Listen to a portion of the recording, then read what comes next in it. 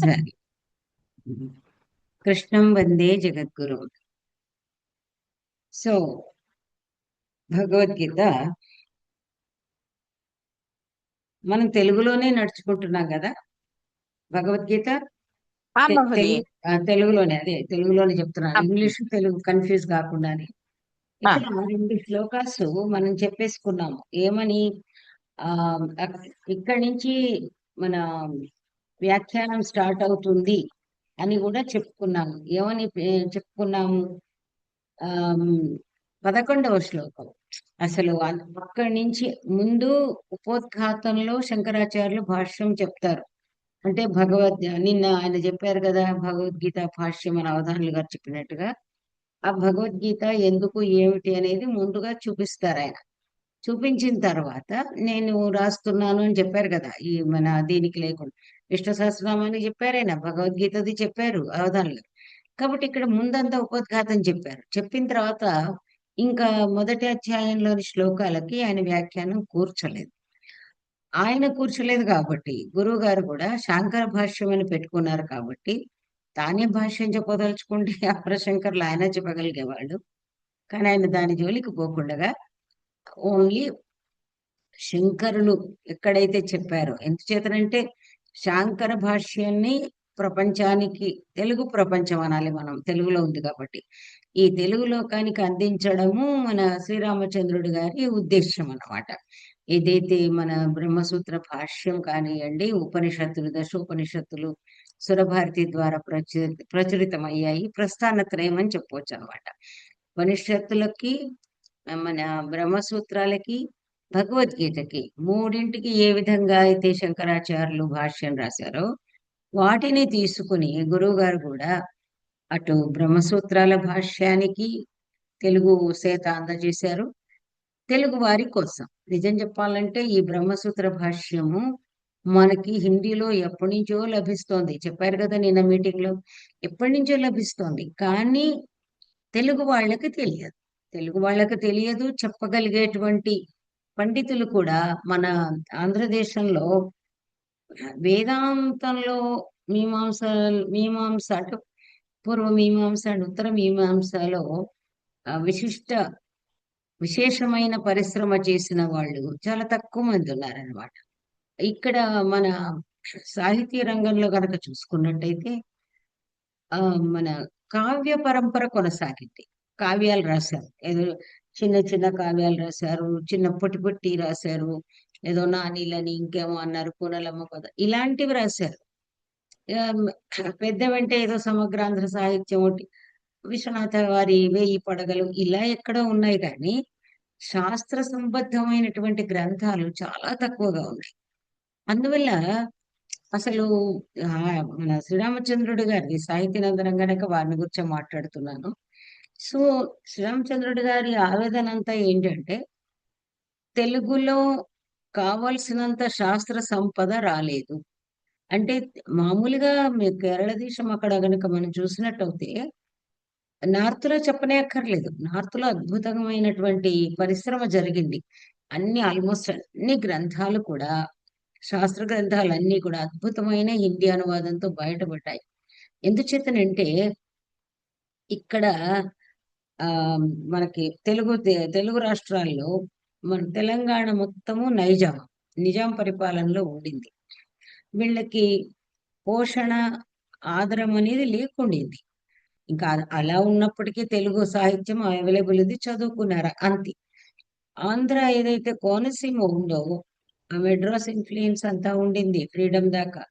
అసలు నిజం చెప్పాలంటే శాస్త్ర పండితులు ఉన్నది కూడా కోనసీమ అని చెప్పే బదులు ప్రెసిడెంట్ ఏదైతే ఆంధ్రప్రదేశ్ అంటున్నామో వాళ్ళకి ఏమైందంటే వాళ్ళు చెన్నైకి దగ్గర ఉన్నారు. ఈ ఇస్లాం ఇన్ఫ్లుయెన్స్ రాలేదు వాళ్ళకి. రాకపోవడం వల్ల మీరు చూసినట్టయితే ఉన్న అద్భుతమైనటువంటి ఈ ఓరియంటల్ కాలేజెస్, విద్యాపీఠాలు ఏవైతే ఉన్నాయో మీరు చూసుకోండి. మనకి ఇక్కడ విద్యాపీఠం లేదు, ఏదో ఎస్విఎస్ కాలేజ్ అని ఉండింది. ఇక్కడ మనకి తిరుపతిలో విద్యాపీఠం ఉంది, రాజమండ్రిలో విద్యాపీఠం ఉంది, కొవ్వూరులో విద్యాపీఠం ఉంది, ఇంకా ఎన్నో ఈ విధంగా విద్యాపీఠాలు, సంస్కృత విద్యాపీఠాలు ఉన్నాయి. అందువల్ల అక్కడ సంస్కృత సాహిత్యానికి మంచి ఆదరణ ఉంది. అందువలన అక్కడ ఉన్నటువంటి ఆ వాళ్ళందరూ కూడా పండితులే. ఆ కృష్ణా గోదావరి నీళ్లు తాగిన వాళ్ళందరూ కూడా శాస్త్ర పాండిత్యం కూడా అక్కడ ఉంది. అయితే వాళ్ళు చాలా వరకు ఏం చేశారు, ఈ శాస్త్ర ప్రబోధనలు ఉన్నాయి, మంచి మంచి వేదాంతాలు అద్భుతంగా చెప్తారు. గౌతమి విద్యాపీఠంలో కానివ్వండి, తర్వాత మామూలుగా ఇతరమైనటువంటి వాటిల్లో కాలేజీల్లో కానీ వేదాంతము అలంకార శాస్త్రం అద్భుతంగా చదువుకున్నారు. వాళ్ళు వాటి పైన ఆ ఉపన్యాసాలు చెప్పారు, చాలా ఉపన్యాసాలు చెప్పారు. ఇక్కడ శంకర మఠంలో ఇక్కడ గాని ఎక్కడ గాని ఇక్కడి నుంచి వచ్చిన వాళ్ళే అద్భుతంగా తెలుగులో వాళ్ళని పిలిచేవాళ్ళు, మన శృంగేరి మఠం ఇక్కడ నల్లకుంట. ఆ విధంగా చెప్పారు కానీ మన గ్రంథ రూపంలో రాలేదు. అసలు అద్భుతమైన పండితులు ఉన్నారు. ఇక్కడ ఈ సందర్భంలో చెప్పాల్సి వస్తే ఆయన రాజమండ్రి విద్యాపీఠము ప్రిన్సిపల్ గా చేసినటువంటి విశ్వనాథ గోపాలకృష్ణ గారు అని ఉంటారు. ఆయన కూడా ముద్దుగా శంకరాచార్యుల గారి లాగానే ఉంటారు. ఆ చెవుల పువ్వులు వాటితో మూర్తిభవించిన బ్రాహ్మీ రూపం అనమాట. ఆయన గనక వేదాంతము చెబితే అరటి పండు ఒలిచి నోట్లో పెట్టినట్టుగా ఉంటుంది. అసలు ఏదైనా అనర్గళంగా చెబుతారు, తర్వాత చాలా సులభంగా చెబుతారు. సో ఈ విధంగా మనకి ఉన్నారు, మంచి మంచి పండితులు ఉన్నారు. అయితే ఇది గ్రంథ రూపంలో రాలేదు. ఇప్పుడు ఇంత పాండిత్యం ఉన్న వాళ్ళు కూడా మన గురువు గారిలాగా ఆ, వాళ్ళు అందరూ కూడా ఈ ఉపన్యాసాలు వాటికి వెళ్ళారు కానీ పెన్ను బట్టి పేపర్ మీద పెట్టిన వాళ్ళు లేరు. అది ఆలోచించిన గురువు గారు, లేదు తెలుగు వారికి పుస్తకాలు అందచేయాలి, ఇవాళ కాకపోతే రేపు చదువుకుంటారు, ఆ భాష్యం అనేది ఒకటి పరిచయం చేసి, అసలు వ్యాఖ్యాన సంప్రదాయం అని చిన్న బుక్ రాశారు, వ్యాఖ్యానం అంటే ఎలా ఉంటుందని. ఆ విధంగా భాష్యాలు ఏదైతే ఉన్నాయో, సాయణ భాష్యాదులు అనువదించడం అంత ఈజీ కాదు కాబట్టి ఆయన దాదాపుగా వివేక చూడమణి ఇలాంటివన్నీ కూడా మన శంకరాచార్య గ్రంథాలు తాము రాసేవి కొన్ని రాశారు, రాయించారు. ఈ విధంగా భాష్యాలని పరిచయం చేసింది మన ఆంధ్రదేశంలో. మనం కాంపోజిట్ ఆంధ్రనే మాట్లాడుకోవాలి, మరి తెలుగు స్టేట్స్ అని చెప్పాల్సిన అవసరం లేదు. మన ఆంధ్ర లోకానికి ఆంధ్ర శబ్దం అనేది తెలంగాణకును ఆంధ్రకు పరిమితం కాదు కాబట్టి, మొత్తం తెలుగుకే పరిమితం కాబట్టి ఈ ఆంధ్రులకి ఈ భాష్యాలను చక్కగా పరిచయం చేసి శాస్త్ర పరిచయం చేసింది మహామహోపాధ్యాయ మన శ్రీరామచంద్రుడు గారు. కాబట్టి వారికి ఏంటంటే, వారికి ఉన్న ఒక అడ్వాంటేజ్ ఏముంది అంటే, ఆ చెన్నై కాలేజీలో వారికి గట్టి పునాది పడింది. అక్కడే అలంకార శాస్త్రం మహా పండితుల వద్ద చదువుకున్నారు. అదే విధంగా వేదాంతం కూడా, అందులో అసలు వేదాంత శిరోమణి, అలంకార శిరోమణి రెండిట్లో కూడా. అందువల్ల వారికి ఏది తడుముకోవాల్సిన అవసరం లేదు. చిన్నప్పుడే 14 ఏళ్ల లోపే వారు అదేంటి మొత్తం వ్యాకరణం అంతా కూడా అవపోసన పట్టేశారు. వ్యాకరణము, సాహిత్య శాస్త్రాలు ఆ కొంపెల్ల సుబ్బరాయ శాస్త్రి గారి దగ్గర చదువుకున్నారు. ఆయన ఆశీస్సులు పొందారు. చాలా అద్భుతం. అందువల్ల తర్వాత అద్భుతమైన ధారణా శక్తి. భావ సరస్వతిని ఊరికే అనరు కదా జనాలు. ఆ విధంగా ఏమైంది, వారికి భాష్యాలు రాయడంలో అందరికీ ఏర్పడే ఇబ్బంది వారికి ఏర్పడలేదు. వ్యాకరణం వచ్చు, తర్క అవన్నీ చదివారు, షడ్దర్శనాలు చదివారు. చాలా మందికి ఎంతమందికి తెలుసో తెలియదు కానీ షడ్దర్శనాల ఉపాసన, పూర్వమీమాంస, ఉత్తర మీమాంస, అసలు ఇప్పుడు నిన్న అవధానులు గారు చెప్పినటువంటి ఆ డోంగ్రే శాస్త్రి గారి దగ్గర ఇంత చదువుకున్న వీరు మీమాంస చదువుకోలేదని డోంగ్రే శాస్త్రి గారి దగ్గర మీమాంస కూడా చదువుకున్నారు. అంటే nothing he left in complete. అదేవిధంగా ఎంఏ హిందీ చేశారు, ఎంఏ ఇంగ్లీష్ చేశారు. అంటే వీటి వల్ల హిందీ అనర్గళంగా చదవడము రాయడం వల్ల హిందీ గ్రంథాల సహాయము, హిందీ అనువాద సహాయం కూడా తీసుకోగలరు. Similarly English. దీనివల్ల ఏమైంది, వెస్ట్రన్ ఫిలాసఫీ, ఇండియన్ ఫిలాసఫీ అన్నీ కూడా దానిలో మస్తిష్కంలో నిండిపోయాయి. కాబట్టి ఎక్కడ ఏది అవసరమో అది వాడుకుంటూ వెళ్ళిపోయారు. అంటే ఆయనలోనే కోశాగారం ఉందన్నమాట. ఎప్పుడు ఏది కావాలి, మన విజ్ఞాన సర్వస్వం అంటారు కదా, ఆయనే ఒక విజ్ఞాన సర్వస్వం. అందుకే ఆయనని లైబ్రరీలా అని కానీ వర్ణించేవాళ్ళు మన ఉస్మాన్ యూనివర్సిటీలో. ఈ రకంగా వారు ఏం చేశారు, ఈ భాష్యాన్ని పరిచయం చేద్దామని చాలా క్లిష్టతరం, మామూలుగా క్లిష్టతరం అంటే శాంకర భాష్యము. ఇంతకు ముందు నేను చెప్పినట్టుగా సంస్కృతము వచ్చి ఉన్న వాళ్ళకి, సంస్కృతం పరిచయం ఉన్న వాళ్ళకి శాంకర భాష్యం వస్తుంది. కానీ మామూలు మనలాంటి ఎంఏ సంస్కృతం వాళ్ళకి రాదు. సంస్కృతంలో పట్టు విద్యాపీఠాలు లాంటి వాటిల్లో చదువుకుని తర్కము, వ్యాకరణము, వేదాంత మన ప్రకరణ గ్రంథాలు ఉంటాయి. ఫర్ ఎగ్జాంపుల్ వేదాంత సారము, మీరు మీకు టెక్స్ట్ లో ఉండింది. ఇలాంటి ప్రకరణ గ్రంథాలు చదివిన వాళ్ళకి ఇప్పుడు మామూలుగా తర్క భాష, వేదాంత సారము, సాంఖ్యము, ఇది చదివిన వాళ్ళకి దీనిలో మీకు కొంచెం ప్రవేశం కాలు పెట్టడానికి వీలవుతుంది అనమాట. అలా ఆ, అసలు ఏది టచ్ లేకుండా ఏదో మొక్కుబడిగా పరీక్షల కోసం మాత్రం చదివిన వాళ్ళకి ఈ భాష్యం అర్థం కాదు. అందువల్ల ఏం చేశారు, గురువు గారికి తెలుసు కదా ఎవరి స్టాండర్డ్ ఏంటి, ముఖ్యంగా ఏమిటి అంటే విద్యార్థులలో దోషాలు ఎన్నాల్సిన అవసరం లేదు.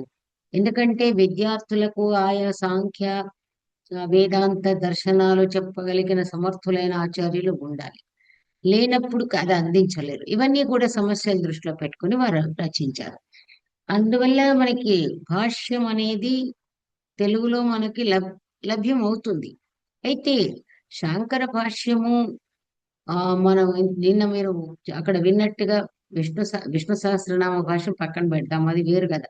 ఇప్పుడు బ్రహ్మసూత్ర భాష్యం ఏదైతే ఉందో, బ్రహ్మసూత్ర భాష్యం లాగా ఉపనిషత్ భాష్యం అంత కఠినంగా ఉండదు. ఎందుకంటే ఉపనిషత్తుల్లో ఒక్కొక్క ఉపనిషత్తు ఒక విషయాన్ని తీసుకుని ప్రతిపాదిస్తూ వెళ్ళింది, ఒక ఏకరూపంగా వెళ్ళింది. దానిలో మళ్ళీ 2-3 రకాలు తెచ్చి పెట్టలేదు. మీరు ఎవరైనా సరే కొంచెంగా మన సురభారతి ప్రచురించింది. ఈ ఉపనిషత్తులు ఒక్కసారి ఒక రీడింగ్ ఇవ్వాలి. ఒక రీడింగ్ ఇస్తే, నేను అది కూడా ఆర్టికల్ మంచి ఆర్టికల్ రాశాను, నాకు దొరకట్లేదు, ఎక్కడ పోయింది. దశోపనిషత్తుల సారము అని చిన్నగా రాశాను. సో అది అన్ని ఉపనిషత్తుల్లో కూడా ఒక్కొక్కటి ఒక మార్గాన్ని ఎన్నుకుని బ్రహ్మ ప్రతిపాదన తనదైన శైలి. ఇప్పుడు కేన ఉపనిషత్తు ఈశావాస్యం అని స్టార్ట్ చేస్తారు, అదే మొదటిగా చెప్తారు కదా. కేన ఆర్డర్ లో పెట్టారు. కాబట్టి ఇప్పుడు ఈశావాస్యం అనేమో అతను చెప్తాడు, అది ఇలా ఉంటుంది, ఈశ్వర స్వరూపం అంటే సర్వవ్యాపి ఇత్యాదులు. కేన అనేటప్పటికి ఎవరి చేత ఇదంతా జరుగుతుందో అని అలాంటిదని చెప్తాడు. సో ఈ విధంగా డిఫరెంట్ డిఫరెంట్ యాంగిల్స్ తీసుకెళ్ళి చివరికి దేనాం సాగరోగతి అని చెప్పేసేసి దానిలోనే మన పర్యవసిస్తుంది, అంటే బ్రహ్మ ప్రతిపాదనలోనే పర్యవసిస్తుంది. That is the nature of this అన్నమాట. ఆ విధంగా మనం చేసినప్పుడు కూడా చూసినట్టయితే ఇక్కడ ఆ భగవద్గీతలో అంత క్లిష్టంగా ఉండదు. ఆ మనకు అర్థం కాకపోతే మనకేమాత్రము వేదాంతం వాసనే లేకపోతే చేయగలిగింది ఏం లేదు. కానీ శంకర భాష్యంలో ఇబ్బంది అనేది ఉండదు. నేను అందుకని 11వ శ్లోకం 2వ అధ్యాయంలో అక్కడి నుంచి వ్యాఖ్యానం స్టార్ట్ అవుతుంది. ఆ వ్యాఖ్యానం కూడా చాలా అద్భుతంగా, అది నేను చెప్పాను కూడా ఇక్కడ, మళ్ళీ ఒకసారి మొన్న చెప్పాను కానీ మళ్ళీ ఐఎమ్ రిపీటింగ్ ఇట్, బికాజ్ ఆ రోజు మామూలుగా చెప్పాను. ఎక్కడెక్కడ అవసరం అక్కడ మాత్రమే భాష్యం చెప్తానన్నాను. ఇవాళ మామూలుగా ఎంత సింపుల్ గా ఉంటుందో చూద్దాము. ఇక్కడ శ్రీ భగవాను వాచ అశోచ్యాన్ అన్వశోచస్త్వం ప్రజ్ఞావాదాంశ్చ భాషసే గతాసు నగతాసూశ్చ జ్ఞానశోచంతి పండితాః. దీనికి భాష్యం ఎంత సింపుల్ గా ఉందంటే మామూలుగా అర్థమయ్యేటట్టుగా, నశోచ్యాహ అశోచ్యాహ, ఇది భాష్యము, ఆచార్య శంకరుల భాష్యం. నశోచ్యాహ అశోచ్యాహ సమాసం, విగ్రహవాక్యం చెప్తున్నారు. అంటే శోచింప తగని వారు, వాళ్ళని అశోచ్యాహ అని చెప్తున్నారు, నైపూర్వకం అన్నమాట. ఎవరు వాళ్ళు? భీష్మ ద్రోణాదయ. భీష్మ ద్రోణాదులను కూర్చు ఆర్డర్ కూడా చూడండి, భీష్మ ద్రోణాదయ అని చెప్పారు శంకరాచార్యుల వారు. ఎందుచేత అంటే అర్జునుడికి నిజంగా చెప్పాలంటే కలిగిన బాధ మిగతా వాళ్ళని చూసి కాదు. కథమహం సంఖ్యే భీష్మం ద్రోణం కథమహం అంటాడు. అంటే అసలు భీష్మ ద్రోణులను నేను ఎలా ఎదిరించాలి, వాళ్ళని ఎలా చంపాలి అంటాడు కదా. అంటే నిజంగానే ఒకటి కురువృద్ధ పితామహుడు, 2 గురువు ఆచార్యులు, ధనుర్విద్య నేర్పినటువంటి ఆచార్యులు. సో అందుకే కథమహం సంఖ్య భీష్మం ద్రోణం అని చెప్పి పాపము తన ఏదైనా వెళ్ళబుచ్చుతాడు. అందువల్ల ఇక్కడ ఆ వాళ్ళనే పేర్కొని భీష్మద్రోణాయ ద్రోణాదయ అశోచ్యాహ. నువ్వు ఎవరిని గురించి మాట్లాడుతున్నావు? భీష్మ ద్రోణాదులను ఆ ఎలా యుద్ధంలో ఎదిరించాలి, వాళ్ళని ఎలా నేను హతమార్చాలని అంటున్నావు కదా. కానీ వాళ్ళని గురించి నువ్వు శోకించేది ఏమిటి? సద్వృత్తత్వాత్, వాళ్ళు లేకపోవడం అంటూ లేదు కదా, వాళ్ళు ఎప్పుడూ ఉన్నారు. కాబట్టి వాళ్ళని గురించి శోకించాల్సిన అవసరం లేదు. పరమార్థ రూపేణ చ నిత్యత్వాత్, వాళ్ళు వ్యావహారిక రూపేణ ఉండకపోవచ్చు రేపు యుద్ధానంతరం, కానీ పరమార్థ రూపేణ వాళ్ళు ఉన్నారు, వాళ్ళు నిత్యులే. తాన్ అశోచ్యాన్ అన్వశోచ అనుశోచితవానసి, అసలు వాళ్ళను, అలాంటి వాళ్ళను, నిత్యులైన వాళ్ళను గూర్చి అనవసరంగా శోచితవాన్ అసి, నువ్వు శోకిస్తున్నావు. తే మ్రియంతే మన్నిమిత్తం అహం తైః వినాభూతః కిం కరిష్యామి రాజ్య సుఖాదినా ఇది. ఇది సంస్కృతం ఇంకా అర్థం కాకపోవడం ఏముందో చూడండి. తే మన్నిమిత్తం మ్రియంతే. మ్రియంతే అంటే తెలుసు కదా మీకు. అంటే తే మరణం గచ్చంతి మన్నిమిత్తం, అంటే నా ద్వారా హతమార్చబడి వాళ్ళు మరణానికి గురి అవుతారు కదా అని నువ్వు అనుకుంటున్నావు. అది కూడా తైర్వినాభూత అహం కిం కరిష్యామి, అసలు ఎవరైతే ప్రధానులో వాళ్లను యుద్ధంలో చంపి నేను ఏం చేస్తాను, ఏం చేయగలను అని. రాజ్య సుఖాదినా ఇది, నాకు రాజ్యం నకాంక్షే విజయం కృష్ణ, నాకెందుకు, వీళ్ళందరినీ సంహరించిన తర్వాత నాకు ఈ రాజ్యంతో పని ఏమి, ఎందుకు అని నువ్వు అంటున్నావు కదా అంటున్నాడు. త్వం ప్రజ్ఞావతాం బుద్ధిమతాం వాదాంశ్చ వచనాన్ని భాషసే. వాదాంశ్చ, ప్రజ్ఞా వాదాంశ్చ, వాదానంటే ఏమిటి? వచనాన్ని. ఇక్కడేమిటి? ప్రజ్ఞావతాం. వెంటనే శంకరాచార్యులు గారు ఏం చేస్తారు, ఈజ్ ఈక్వల్ అనేది మనకు కనబడదు, కానీ మనం గనక ఆ ఒక్కొక్క పదము చూసుకున్నట్టయితే, పూర్వ పదమేమో శ్లోకగత పదం, శ్లోకంలో ఉన్న పదం. ఉత్తర పదం ఏదైతే ఉంటుందో అది దాని అర్థము. ఎలా? నశోచ్యాహ, ఇది పూర్వపదము. అశోచ్యాహ, ఇది మామూలుగా ఉత్తర పదం అన్నమాట. అంటే ఒకసారి అటు ఉంటుంది, ఒకసారి ఇటు ఉంటుంది. ఇందులోని పదాలు మనం చూసుకోవాలి.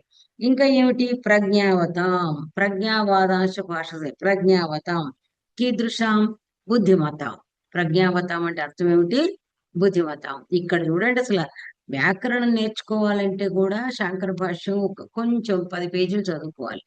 ఎందుకు తెలుసా? ఇక్కడ ఆ బుద్ధిమతాం అన్నాడు, ప్రజ్ఞావతాం అన్నాడు. యాక్చువల్ గా వ్యాకరణంలో పొసెసివ్ ప్రొనౌన్, పొసెసివ్ సఫిక్స్ అంటాము. అంటే కలిగి ఉండుట అని చెప్పేటటువంటిది మత్తుపు ప్రత్యయం. మత్తుపు, దాని వత్తుపు కాదు, మత్తుపు. ఆ మత్తుపు అనే ప్రత్యయము మత్తుగా మిగిలిపోతుంది. ఎందుకంటే దీనిలో ఈ ఇత్సంజ్ఞకాలు ఉంటాయి కదా. అలా చూసినప్పుడు ఇక్కడ కూడా మళ్ళీ కారాంత పదానికి గనక ప్రత్యయం చేరితే వత్ అవుతుంది. అండ్ అకార భిన్నమైనటువంటి, ఎందుకంటే అన్ని కూడా మన అకారాంతాలే కదా, పదాలు ఏదున్నా కూడా అకార, ఇకార, ఉకార, ఉకారాలు ఉంటాయి కదా. అందువల్ల అకార భిన్నమైనటువంటి అచ్చు గనక ముందు ఉంటే, అంటే ఈ ప్రత్యయానికి వెనక ఉంటే అప్పుడు అది మత్తుపు అవుతుంది. దానికి ఉదాహరణ ఏంటి? ఇక్కడ చూడండి, ప్రజ్ఞావత్. ఇప్పుడు గుణవాన్ అంటాడు, గుణమాన్ అనరు, కానీ బుద్ధిమాన్ అంటారు. ధనవాన్ అంటారు, ధీమాన్ అంటారు. కానీ ఈ రెండింటిలోనూ ప్రత్యయం ఒక్కటే, మతు ప్రత్యయమే ఉంటుంది. కాకపోతే అకారం ఉంటే, అకారం తర్వాత వస్తే వత్ అని వస్తుంది. ఆ అక్- అకార భిన్నమైనది వస్తే ఏమవుతుంది? మత్ అవుతుంది. ఇదే గుర్తుపెట్టుకోవాలి. చూడు ఇక్కడ ప్రజ్ఞావతాం అంటే ఏంటి? బుద్ధిమతాం. వతాం నుంచి మతాం ఎట్లయింది అంటే అది అన్నమాట. తర్వాత వాదాంశ్చ అన్నాడు, అని ఏమన్నాడు? వాదాంశ్చ భాషసే అన్నాడు. వాదాంశ్చ అంటే ఏమిటి? వచనాన్ని. అంటే నువ్వు పెద్ద పెద్ద మాటలు మాట్లాడుతూ ఉన్నావు. ఆ, అంటే బుద్ధివంతులు, ధీమంతులు మాట్లాడాల్సిన మాటలే మాట్లాడుతున్నావు, చాలా పెద్ద మాటలు మాట్లాడుతున్నావు. తదేతత్ మౌఢ్యం, ఇది మూర్ఖత్వము అని శాంకర భాష్యం. ఇక్కడ లేదు. ఎందుచేత? దానిలో ఉన్న దాగి ఉన్న ధ్వని ఏమిటి? ఒక పక్కనేమో పెద్ద మాటలు చెప్తూ ఉన్నావు, ఇంకో పక్కనేమో ఇలా శోకిస్తున్నావు. ఎలా?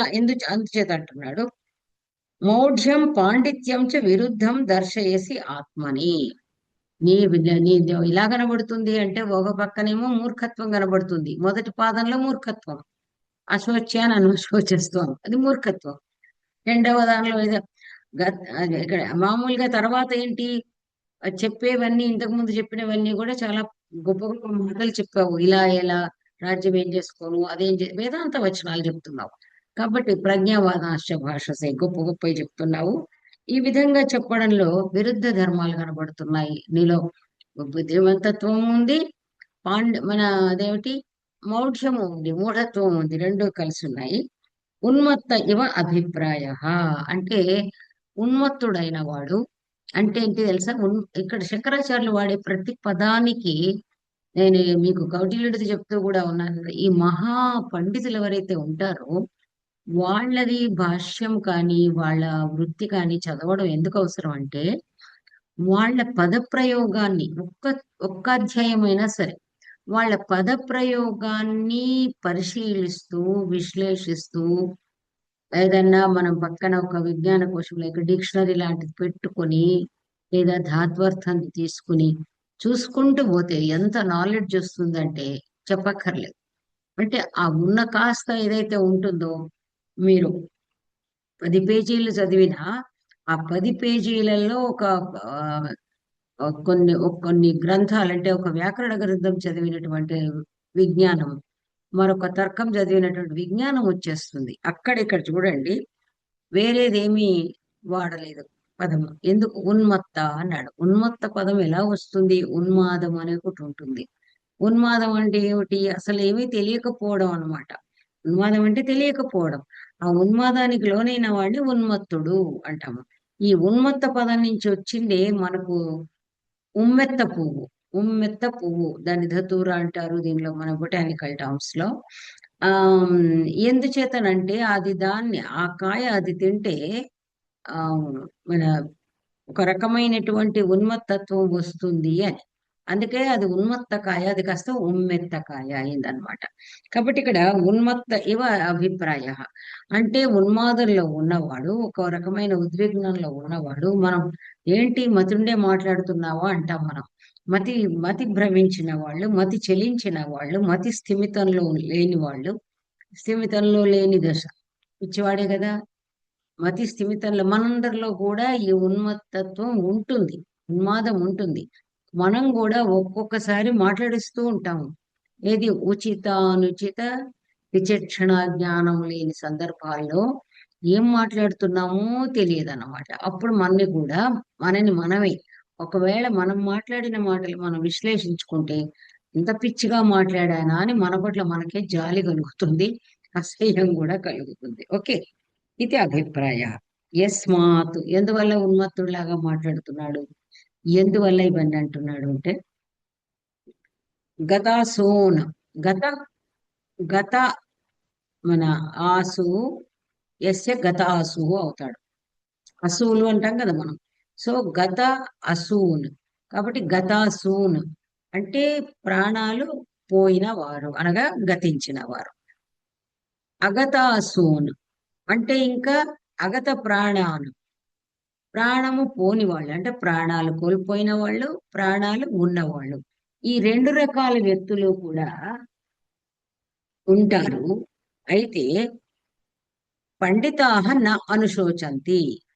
అగతాసూను అగత ప్రాణాను అంటే జీవతశ్చ జీవించి ఉన్నవాళ్ళు.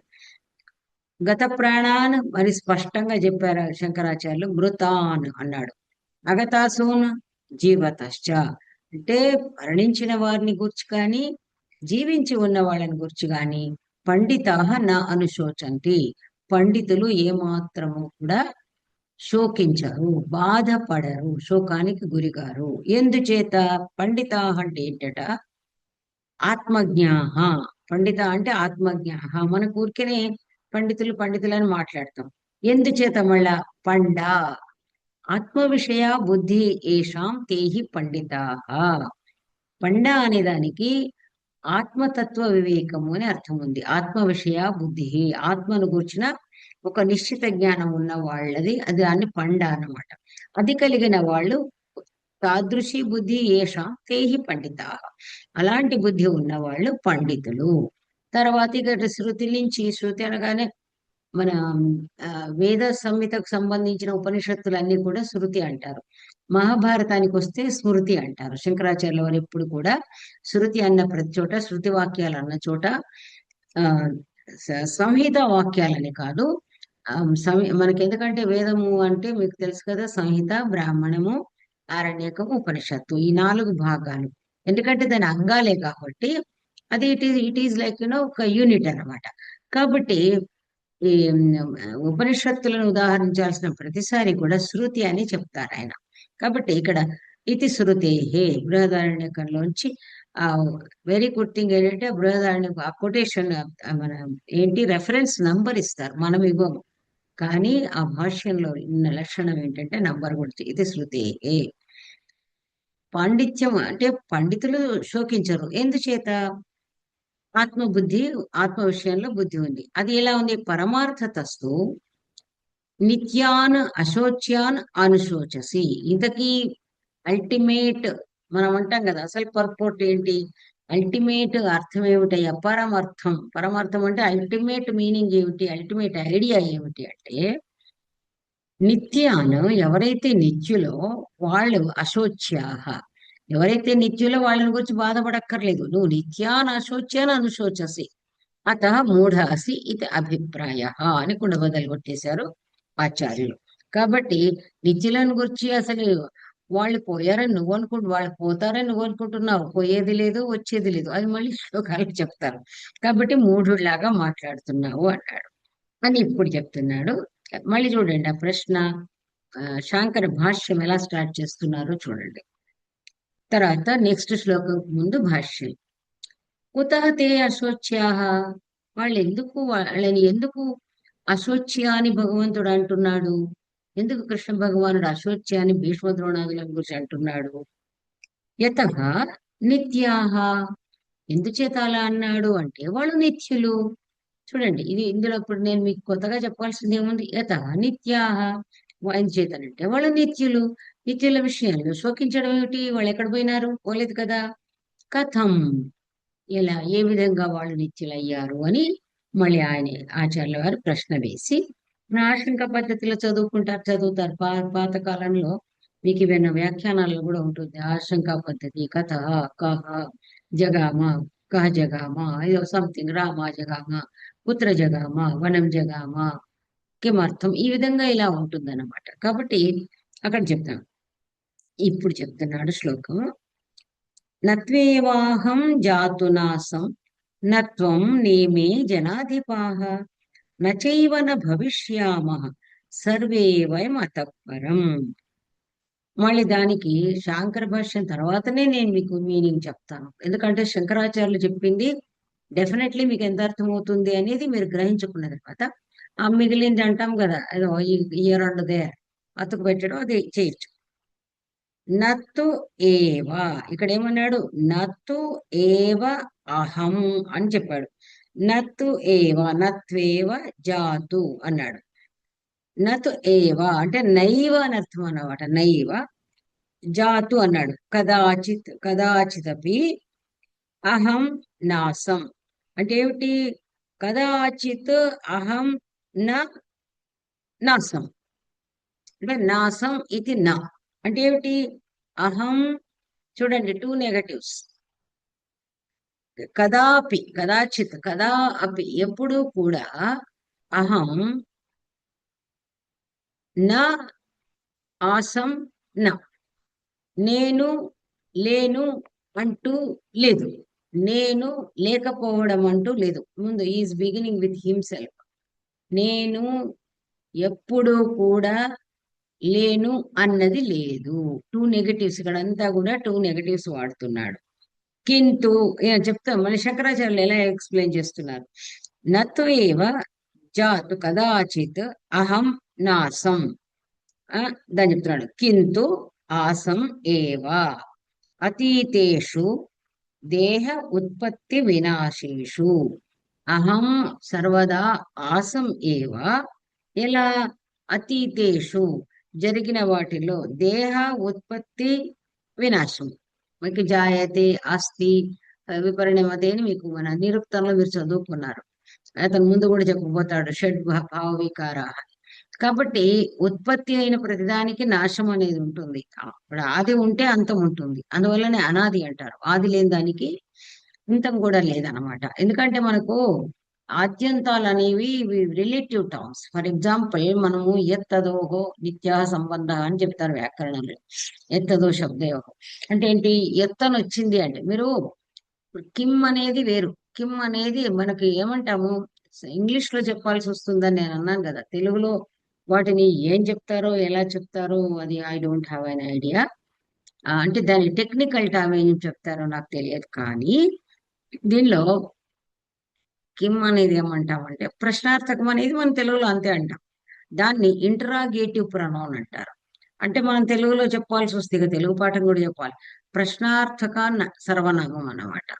ఇంకా య అనేది ఏదైతే వస్తుందో ఎత్, ఎత్ తత్ అంటాం కదా. ఎత్తను ఉందంటే పక్కన తత్ అని ఉన్నా లేకపోయినా అంటే తచ్చబ్ద వాచ్యమైనది ఏది లేకున్నా కూడా ఆటోమేటిక్ అది ఊహించుకోవాలన్నమాట, వస్తుంది అనమాట. కాబట్టి that is called relative pronoun. అంటే మనం ఏమనుకోవాలి? సంబంధ సర్వనామం. అంటే ఎత్తను వచ్చిందంటే దాన్ని అందుకే మామూలుగా మన అనువాదాల్లో ఏది అనే రాస్తారు. గురువు గారు రాస్తారు, నేను అలాగే రాయాల్సి వచ్చి రాస్తాను. కానీ నిజంగా ఎక్స్ప్రెషన్ అయితే నేను కొన్ని చోట్ల కొంచెము ఈ మన మేఘ సందేశం లాంటివి రాసేటప్పుడు అప్పుడప్పుడు కొంచెం విశృంఖలత్వం చూపించి ఏదైతే అని రాస్తాను. ఎందుకంటే యాక్చువల్ గా ఎత్ అన్నప్పుడు ఏదైతే ఇలా ఉన్నదో అది అనేది అర్థం వస్తుంది అనమాట. కాబట్టి ఇక్కడ ఎంత ఎంత చక్కగా చెప్తున్నాడంటే దేహ ఉత్పత్తి వినాశేషు. దేహము ఉత్పత్తి వినాశాలు అయిన సందర్భాల్లో జరిగిపోయిన దానిలో కూడా నేను ఉన్నాను. ఇక్కడ మళ్ళీ ఆయన శంకరాచార్యుల వారు అసలు ఆయన ఉండగా నేను చెప్పడం ఏమిటి? పెద్ద మహా గొప్ప ఆచార్యులు ఉండగా మాలాంటి వాళ్ళు అవసరం లేదు. ఏం చెబుతున్నాడు? నిత్య ఏవ అహం ఆసం ఇది అభిప్రాయ. ఇది ఎవరో ఆచార్య వచనం. నిత్య ఏవ అహం, అత ఏవ అహం ఆసం ఏవ భూతకాలే అపి తథా న త్వం నాసీహి కింటు ఆసీహి ఏవమేవ త్వమపి ఆసీహి. ఆసీత్ కాదు కదా ఇది, మన ఏమంటాము? మధ్యమ పురుషం అన్నమాట, సెకండ్ పర్సన్ ఈజ్ అడ్రస్సింగ్. కాబట్టి ఆసీహి నువ్వు ఉండే ఉన్నావు అంటే ఎలా?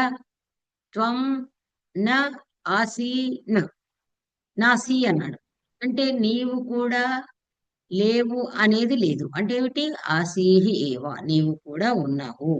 కింటు ఆసీహి ఏవ తథా న ఇమే జనాధిపాః న ఆసన్. తథైవ ఇమే జనాధిపాः ఏ యుద్ధం కర్తుం అత్ర ఆగతాః తే సర్వే అపి న ఆసన్ ఇతి న. ఈ రాజులందరూ ఎవరైతే ఇక్కడ యుద్ధం చేయడానికి వచ్చారో వాళ్ళు కూడా లేకపోవడం అంటూ లేదు. అంటే ఉండినారు, వీళ్ళు కూడా ఉన్నారు, ఉన్నారు, ఉండినారు. కింటు ఆసన్ ఏవా వాళ్ళు ఉన్నారు. తథా నచైవ న భవిష్యామః అదే విధంగా న భవిష్యామ ఇది న.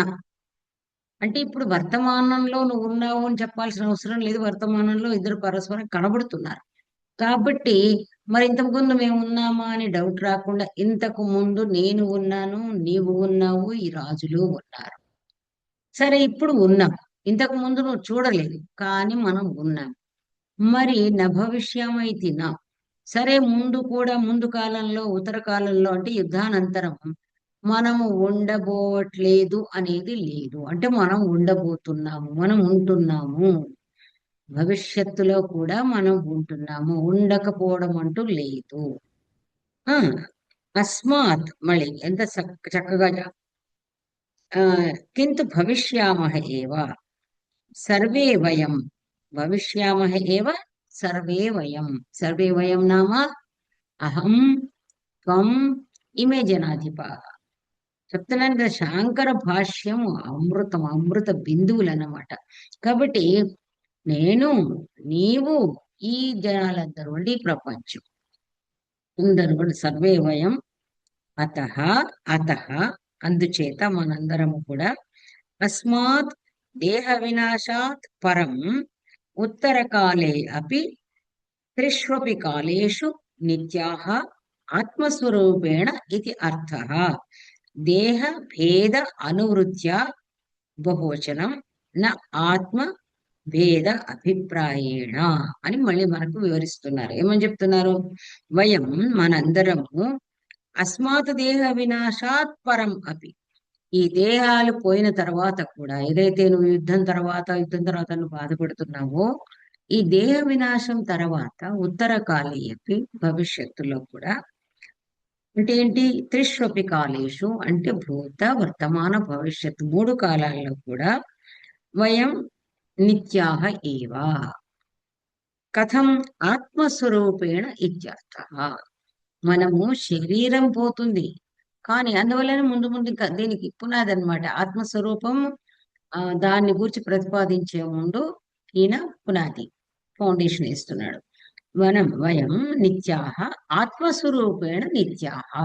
మా శరీరాలు వెళ్ళిపోతాయి కానీ దానిలో ఉన్నటువంటి ఆత్మ అనేది ఏదైతే ఉందో అది అది నిత్యం కాబట్టి మనం ఆత్మరూపంలో నిత్యంగా ఉంటాము.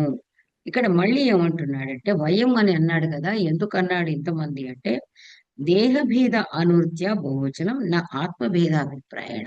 ముందు ముందు ఏం చెప్పబోతున్నాడు? ఆత్మ అనేది ఒకటే, భిన్న భిన్న శరీరాలను, మన సాంఖ్యులు చెప్పినట్టు భిన్న భిన్న శరీరాలను ఆశ్రయించుకొని ఉండడం వల్ల భిన్నంగా కనపడుతుంది. కానీ అది దీనికి నేను మన వేదాంత సారం విద్యార్థులు చెప్పినప్పుడు కూడా నేను అది చెప్పాను కదా, నా టీచింగ్ స్టైల్ కొంచెం భిన్నంగా ఉంటుందని. ఎంత సింపుల్ అంటేనండి, ఇంత కష్టపడతారు వేదాంతం చెప్పడానికి.